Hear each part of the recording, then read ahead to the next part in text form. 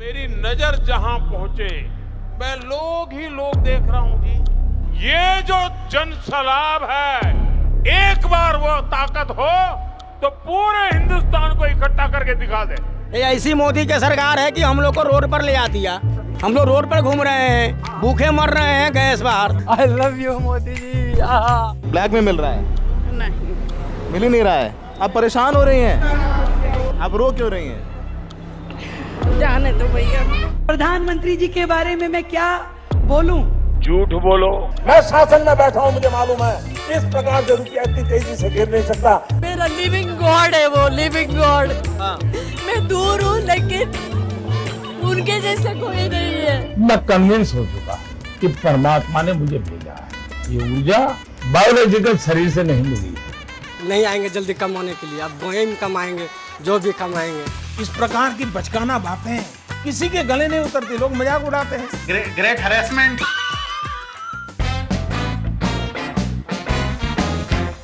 नमस्कार, एक और टिप्पणी के साथ मैं अतुल चौरसिया।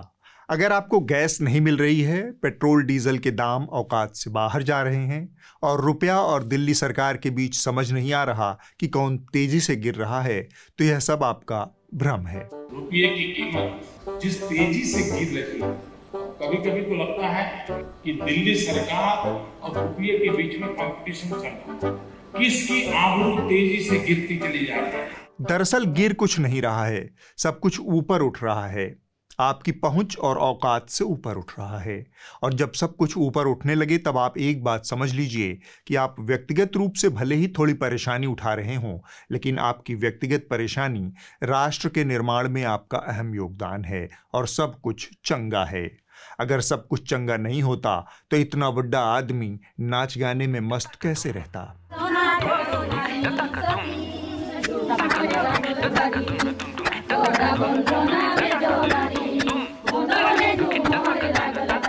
जी हाँ, सरकार फुल मजे में है, मुल्क सारा फुल टशन और चुल में है। बस कुछ लोग हैं जो मोदी जी को बदनाम करने का कोई मौका नहीं छोड़ते। ये लोग थोड़ा सा ऊंच नीच होते ही सिर पर गठरी लेकर निकल पड़ते हैं। इतना बड़ा आदमी अपना नाच गाना देखे कि सबका सिलेंडर भरवाए। गैस नहीं था तो 4 दिन भूखे रहे हैं। 4 दिन चूड़ा खाकर। 300 रुपए किलो कौन लेगा? ये मैं 500 मजदूरी करता हूँ। 300 किलो गैस देता है, 2 दिन चलेगा। क्या खाएंगे, कैसे जिएंगे, ये तो मुझे ये पता नहीं है। सरकार को देखना चाहिए, गरीब आदमी मर रहा है। सिलेंडर के लिए ऊपर 400 कमाएगा, 500 लगा देगा सिलेंडर में 1 लीटर में। अब पब्लिक क्या खाएगा, क्या बचाएगा? कुछ बचेगा? लोग चूल्हा जलाने के लिए गांव लौट रहे हैं। मोदी जी थिरक रहे हैं। चुनाव अलग से माहौल को रंगीन बनाए हुए है। आपके घर, टॉयलेट, गैस सिलेंडर, नल से जल, बिजली, ऐसी अनेक सुविधाएं मिलना और भी आसान हो जाएगा। अब यहाँ ब्रह्मपुत्र के पानी के नीचे से भी गाड़ियां गुजरेगी। ये मंगल करने वाला संकल्प पत्र है। इसमें असम के युवाओं के लिए सरकारी नौकरी और स्वरोजगार के लाखों अवसरों का स्पष्ट रोड मैप है। चुनावी भाषणों में तो आपको पता ही है, देश का मौसम हमेशा गुलाबी होता है, लेकिन ताज़ा सूरत हालात में असली मौसम गुलाबी हुआ है असम के मुख्यमंत्री हिमंता बिस्वा शर्मा के परिवार का। यह खबर आपने शायद किसी टीवी चैनल पर नहीं देखी होगी। असम में विधानसभा चुनाव के दरमियान कांग्रेस पार्टी ने एक संगीन आरोप लगाया है और आरोप के समर्थन में कुछ प्रमाण भी दिए हैं। रिंकी भुइयां शर्मा भारत के एक संवेदनशील सीमांत सूबे असम के मुख्यमंत्री की शरीके हयात यानी पत्नी हैं, लेकिन रिंकी जी के पास 3 देशों का पासपोर्ट है, ऐसा कांग्रेस का आरोप है। असम के मुख्यमंत्री हिमंता बिस्वा शर्मा की धर्मपत्नी रिंकी भुइयां शर्मा के पास 1 नहीं, 2 नहीं, 3 पासपोर्ट हैं। तीनों पासपोर्ट लिविंग पासपोर्ट्स हैं, एक्सपायर नहीं हुए हैं। एक संवैधानिक पद पर बैठे आदमी की पत्नी किस मकसद से कथित तौर पर 3 देशों का पासपोर्ट रखती है, इस मामले की पूरी सच्चाई सामने आने की 3 तत्काल शर्तें हैं। हिमंता मुख्यमंत्री पद से तुरंत इस्तीफा दे दें, सीबीआई या फिर किसी सक्षम जांच एजेंसी से रिंकी जी के पासपोर्ट की जांच हो। जांच इस बात की भी हो कि जिन देशों के पासपोर्ट रिंकी भुइयां के पास हैं, वहां हिमंता बिस्वा शर्मा के परिवार की संपत्तियां भी हैं क्या। खैर, यह सब तो अभी आरोप हैं। इस गुलाबी मौसम का मजा लूटने में लश्कर नोएडा के एंकराएं भी पीछे नहीं हैं। देश से गैस गायब है, मगर प्राइम टाइम पर बहस ये चल रही है कि उनके ऑफिस के बाहर चाय 15 की मिलती है या 25 की। मैं 15 रुपए की चाय साल भर पहले भी पीती थी, 15 रुपए की अभी भी सवाल क्यों नहीं पूछ रहे हैं? जबरदस्ती का है 10 रुपए बढ़ा देना। मेरा ये सवाल पूछे, ये झूठ मत बोलिए ना। 15 रुपए की चाय को आप बताएंगे 25 रुपए सर पलट रहे हैं। सर आप लोग झूठ का सहारा क्यों ले रहे हैं? झूठ है वो बताइए ना, 25 रुपए की चाय कहाँ मिल रही है? इनकी महंगाई और जन समस्याओं का पैमाना यही बकलोली है। लोग गैस के लिए लंबी लंबी लाइनों में खड़े हैं, चेहरों पर थकान है, आंखों में इंतजार और हाथों में खाली सिलेंडर। कोई सुबह से खड़ा है, कोई रात से, फिर भी भरोसा नहीं कि बारी आएगी या नहीं आएगी। ये जो कतारों में लोग लगे हुए आज से नहीं लगे हैं, ये 2 दिन 3 दिन 4 दिन से लगे हुए लोग। मेरे को भी 4 दिन हो गए कंटिन्यू। जब इन्हें कॉल करते हैं तो ये बोलते हैं गैस मिल जाएगी, आ जाइए, और जब यहाँ पे आते हैं तो ये बस बोलते हैं OTP नहीं है, वेरिफिकेशन नहीं है, ऑफिस जाइए। 11 दिन से दौड़ रहा हूँ, होगा क्या? 24 तारीख को गैस बुक कराया था, अभी आया तो कैंसिल कर दिया। 27 का आप टोकन दिया, टोकन फाड़ के फेंक दिया, बोला तुम्हारा कैंसिल हो गया। मगर इन लाइनों की तुलना आप गलती से भी नोटबंदी से मत कर दीजिएगा, वरना आपके मुंह पर कुछ इस तरह का कुतर्क झन्नाटेदार तरीके से जड़ दिया जाएगा। एक नोटपट पे मेरी एडवाइस है, धुरंधर 2 नाम की एक फिल्म आई है, जरूर देखिएगा, आपको नोटबंदी के बारे में काफी कुछ पता लगेगा। अमीर जी, ओके। जावेद खनानी करके एक वहां का मनी लॉन्ड्रर था, वहां पे नकली पैसे बनाता था, दाऊद के पैसों को रखता था जावेद खनानी। नोटबंदी के 15 दिन बाद उसने क्यों आत्महत्या करी, ये पता करके देखिए, पता लगेगा नोटबंदी किस चीज के लिए थी। जी हाँ, यही है हमारे देश के लीचड़ एंकर। एक फिल्म जो तथ्यों के पैमाने पर भयानक रूप से फर्जीवाड़ा और घालमेल करती है, उस फिल्म को आधार बनाकर यह हुड़क चुल्लू, जिसे आए दिन गालियां खाकर खाना पचाने की आदत है, वो 10 साल बाद हमें बता रहा है कि नोटबंदी असल में किस लिए थी। धुरंधर 2 नाम की एक फिल्म आई है, जरूर देखिएगा, आपको नोटबंदी के बारे में काफी कुछ पता लगेगा। अमीर जी, ओके। 10 साल बाद गुल्लू को नोटबंदी की असली वजह पता चली तो किसी सरकारी बयान या फिर दस्तावेज के सहारे नहीं, बल्कि एक B ग्रेड फिल्म से, जो कहीं की ईंट और कहीं का रोड़ा जोड़कर बनाई गई है। इस लफंगई छाप पत्रकारिता को लोगों का पलायन नहीं दिखता। हजारों लोग अपने घर, अपनी गलियां, अपना शहर छोड़ने को मजबूर हो रहे हैं, सिर्फ इसलिए कि चूल्हा जल सके। इन्हें फर्क नहीं पड़ता। शायद यही वो आत्मनिर्भरता है जिसकी बात सालों से हमें बताई जा रही है। आत्मनिर्भर भारत आज हर हिंदुस्तान के मन मस्तिष्क को में छाया हुआ है। लगे हाथ इस उड़क चुल्लू को भी सुन लीजिए। अपने आकाओं के चरण चंपन में बिना सिर पैर का ज्ञान ठेले जा रहा है। इनके तर्क के हिसाब से सरकार सिर्फ सत्ता में है, जिम्मेदारी तो कुछ है ही नहीं। क्या LPG ना होना, CNG ना होना, मोरबी में सारी कमर्शियल फैक्ट्रीज को LPG ना मिलना, कमर्शियल गैस ना मिलना, ये सिर्फ बीजेपी की प्रॉब्लम है? ये हमारे देश की प्रॉब्लम नहीं है क्या? अगर ये बीजेपी की वजह से हुआ होता, अगर ये सत्ता में बैठी पार्टी की वजह से हुआ होता, तो मैं आपकी बात मानता। पेट्रोल डीजल के दाम बढ़ रहे हैं, कई जगह तेल की किल्लत से पंप बंद पड़े हैं, लेकिन चुनावी रैलियों में तेल लबालब बह रहा है। पेट्रोल, डीजल और गैस का उत्पादन बहुत अधिक बढ़ रहा है। आज जब दुनिया भर में तेल और गैस का संकट है, तब असम भारत को बहुत बड़ी ताकत दे रहा है। शायद ये तेल ज्यादा होने का ही नतीजा है कि रुपया लगातार गिर रहा है।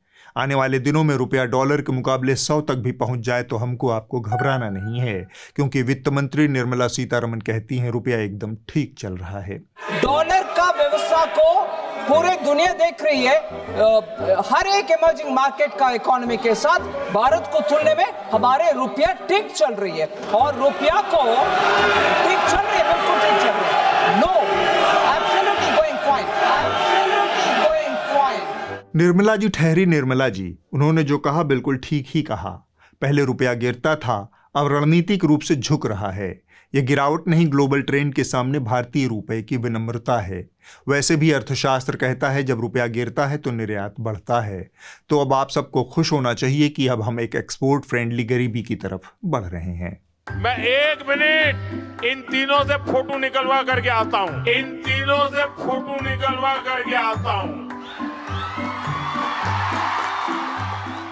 जी हाँ, पिछले 12 सालों से मोदी जी ऐसे ही सवालों से भाग रहे हैं, मगर अब तो सवाल भी नहीं पूछ सकते। भारत का लोकतंत्र अब रोकतंत्र में तब्दील हो चुका है। हाल ही में बड़ी संख्या में देसी व्यंग्यकारों, हास्यकारों के सोशल मीडिया अकाउंट्स पर ताला लगा दिया गया है, क्योंकि वो सरकार की नीतियों, विदेश नीति, LPG संकट और प्रधानमंत्री पर चुटकुले बना रहे थे।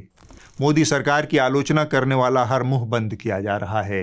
YouTube चैनल से लेकर Facebook पेज, ट्विटर अकाउंट और यहाँ तक कि कार्टून भी बैन किए जा रहे हैं। लोकचंद्र बर्बाद हो जाएगा जी, लोकचंद्र बर्बाद हो जाएगा जी। लोकचंद्र का तो पता नहीं, लेकिन यहाँ मीम चंद्र, ट्वीट चंद्र और YouTube चंद्र सब के सब बर्बाद हुए जा रहे हैं। ओह माय गॉड, मैं पूछूंगा ऐसा कैसे हुआ। सोशल मीडिया पर एक चैनल या पेज बनाने वाले को बरसों मेहनत करनी पड़ती है और सरकार उसे एक झटके में बंद करवा देती है। न कोई कारण बताया जाता है, न कोई वार्निंग दी जाती है, न ही अपना पक्ष रखने का कोई मौका। 4 PM, नेशनल दस्तक, पॉलिटिक्स और हास्य कलाकार राजीव निगम जैसे बड़ी संख्या में मोदी सरकार के आलोचक सोशल मीडिया अकाउंट्स के साथ ऐसा ही हुआ है। हमको बता दो कौन सा चुटकुला, कौन सा व्यंग आपको बुरा लग गया, ताकि एक पैरामीटर सेट हो सके। और दूसरी बात, हम सरकार से, हुकूमत से ये चाहते हैं कि जिस तरीके से पॉलिटिक्स का पेज बंद किया गया, मेरा बंद किया गया, नेशनल दस्तक बंद किया गया, कुछ और लोगों का बंद किया गया, तो आप पार्लियामेंट में संशोधित करके एक लिस्ट जारी करवा दीजिए कि ये कोई भी ये चीज नहीं बोल सकता है, इस पे व्यंग नहीं कर सकता है, इस नाम का इस्तेमाल नहीं कर सकता है, ये चुटकुला नहीं बोल सकता है। शांति, सुरक्षा और सामुदायिक सौहार्द के नाम पर जो कानून बनाए जा रहे हैं, उसके निशाने पर वही लोग हैं जो सरकार से सवाल कर रहे हैं। IT कानून में नए संशोधनों के जरिए सरकार जिस तरह से सेंसर और निगरानी का दायरा बढ़ा रही है, उसका असर अब पत्रकारों से आगे जाकर आम नागरिकों को भी अपनी चपेट में ले रहा है। मोदी सरकार IT नियमों का नया मसौदा लेकर आई है। अभी तक ये नियम सिर्फ न्यूज़ पब्लिशर्स पर लागू होते थे, लेकिन अब सोशल मीडिया पर न्यूज़ या करंट अफेयर्स से जुड़ी पोस्ट करने वाले यूज़र भी इसके दायरे में होंगे। यानी अगर आपने फेसबुक पर लिख दिया आज सिलेंडर के लिए लंबी लाइन लग गई है, तो आप एडवांस में हमारी बधाई स्वीकार कर लीजिए, अब आप डिजिटल न्यूज़ पब्लिशर बन चुके हैं। IT नियमों में होने जा रहे नए बदलावों के बाद अब सोशल मीडिया कंपनियों के पास कार्रवाई के लिए बहुत कम समय होगा। पहले किसी गैर कानूनी कंटेंट को हटाने के लिए 36 घंटे का समय दिया जाता था, जिसे अब घटाकर सिर्फ 2 से 3 घंटे कर दिया गया है। यह समय इतना कम है कि किसी पोस्ट की सही गलत जांच करना लगभग नामुमकिन है। इसलिए प्लेटफॉर्म रिस्क से बचने के लिए बिना पूरी पड़ताल के ही कंटेंट हटाने लगेंगे। नतीजतन कई बार वैध और जरूरी कंटेंट या फिर जरूरी मुद्दों पर भी अगर सवाल खड़ा कर दिया गया तो उसे हटाना पड़ेगा। इससे सेंसरशिप बढ़ेगी और फ्री स्पीच पर दबाव पड़ेगा। यानी अब सोशल मीडिया पर सिर्फ वही नजर आएगा जो सरकार को रास आएगा। वैसे रास तो इस सरकार को किसी की बिरयानी खाना भी नहीं आता है। याद होगा आपको, कुछ दिन पहले बनारस में 14 मुस्लिम लड़कों को पुलिस ने गिरफ्तार कर लिया था। उनका अपराध यह था कि एक भाजपा नेता ने उनके ऊपर आरोप लगा दिया था कि लड़कों ने नाव पर इफ्तारी की और चिकन बिरयानी खाई, बाद में उसकी हड्डियां गंगा में डाल दी, जिससे धार्मिक भावनाएं आहत हो गई। वाराणसी में गंगा नदी के बीचों बीच नाव पर इफ्तार पार्टी करने के बाद पुलिस ने 14 लोगों को गिरफ्तार किया है।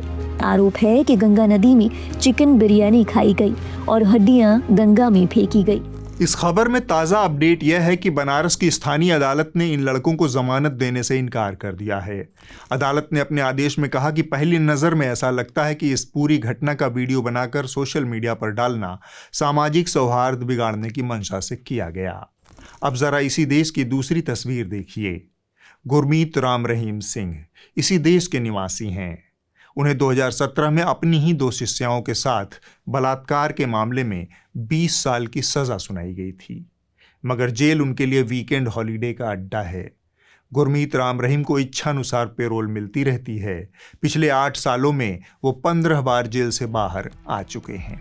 दुष्कर्म और हत्या जैसे मामलों में उम्र कैद की सजा काटने वाले डेरा सच्चा सौदा के प्रमुख गुरमीत राम रहीम को लेकर एक बड़ी खबर सामने आई है। दरअसल वो एक बार फिर जेल से बाहर आने वाले हैं। आपको बता दें कि उन्हें 40 दिन की पैरोल मिल रही है और 15वीं बार वो जेल से बाहर आएंगे। यानी बलात्कार जैसे गंभीर अपराध में सजा पाए व्यक्ति के लिए भी कानून के दरवाजे खुले रहते हैं, लेकिन बिरयानी खाकर कथित तौर पर हड्डियां गंगा में बहा देने वाले लड़कों के लिए जमानत नसीब नहीं है। अब आप इस हफ्ते की रिपोर्ट देख लीजिए। जो कही जा रही थी बातें कि अंदर में भी सोशल डिस्टेंसिंग। इस हफ्ते की रिपोर्ट बीबीसी हिंदी से है। गुजरात के अहमदाबाद में प्रशासन ने कई घरों पर बुलडोजर चला दिया। जिन प्रवासी मजदूरों ने सालों की मेहनत से ईंट जोड़कर अपना छोटा सा संसार बसाया था, उनकी पूरी जिंदगी देखते ही देखते मलबे में तब्दील हो गई। आज वहां न घर बचा है न सुकून, सिर्फ टूटी दीवारें, बिखरा सामान है। हम लोग इतने मदद किए इस गुजरात में, हम लोग की वजह से ये गुजरात आगे आज बिहार और यूपी के इंसान है तभी ये गुजरात चल रहा है। हम लोग चले जाएंगे उस दिन ये गुजरात विकसित गुजरात है ना वो बंद हो जाएगा, लेकिन हम लोगों को कोई मदद नहीं मिल रही। अपने दुख संकट में पड़े, घर मकान वो भी था नहीं था, टूट गया, बेकार हो गया, अब कौन लड़ेगा? अपने पास इतनी शक्ति नहीं है, 8 घंटा नौकरी करेंगे कि हम कोर्ट कचहरी के पीछे पड़ेंगे। फिलहाल अभी हमारे पास भाड़ा भरने की भी ताकत नहीं है, समझो कि अपनी जिंदगी नरक से भी बेकार मानता हूँ। अगले हफ्ते होगी एक और टिप्पणी। जाने से पहले आपको हमारे एनएल सेना के बारे में बताता चलूं। 5 राज्यों के विधानसभा चुनाव से जुड़ा हमारा एनएल सेना प्रोजेक्ट जारी है। न्यूज लॉन्ड्री और द न्यूज मिनट की टीम लगातार ग्राउंड से आप तक चुनावी सरगर्मियां और जनता के मुद्दे पहुंचा रही है। यह सारी कवरेज आप जैसे सब्सक्राइबर और शुभचिंतकों की मदद से संभव है, क्योंकि न्यूज लॉन्ड्री किसी भी तरह का विज्ञापन नहीं लेता। विज्ञापन से मुक्त पत्रकारिता के लिए, जनहित की पत्रकारिता के लिए आप आगे आएं, न्यूज लॉन्ड्री को सब्सक्राइब करें या फिर हमारे एनएल सेना प्रोजेक्ट में योगदान करें। नमस्कार।